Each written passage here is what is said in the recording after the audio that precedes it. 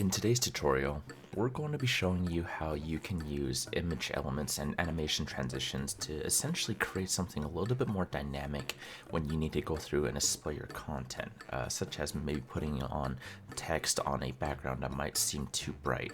So a lot of times, a lot of users are used to using the animations as a way to transition between different pages and different slides, but you can also use the animations to your advantage to dynamically change the background as you're putting information on there. Right now what I'm doing is just adding some sample text in here, and as you can see, when we put the text on here, being the color black, it makes it very difficult to see in the background. So what I'm going to do is actually just enlarge the font size, center it, and I'm going to pick maybe more of a dynamic font, something that just looks a little bit pleasing to the eye. So we'll go ahead and use this one right here. And what I'm going to do next is actually change the color of the font to the color white, so that way we can make it appear on the background just a little bit better. But even then, after we've adjusted the color of the text, you notice that the background is still a bit too bright. So this is where we talk about doing the animation transitions. So what I'm going to do here is actually take the background image there and copy it.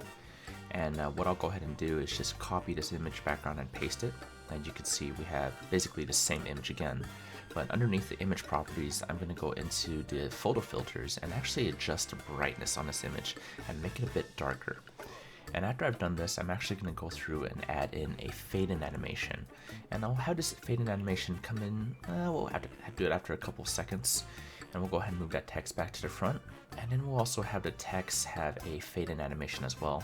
I'm going to want this text animation to fade in after maybe a second after the initial transition of the image is done.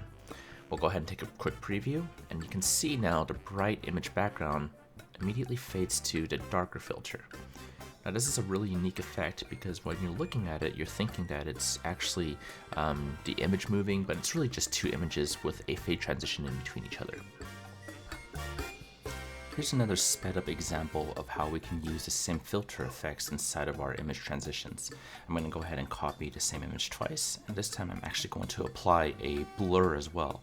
So now not only do I have the image darkening in the background, but I also have the blur being added in. If you have any questions, let us know.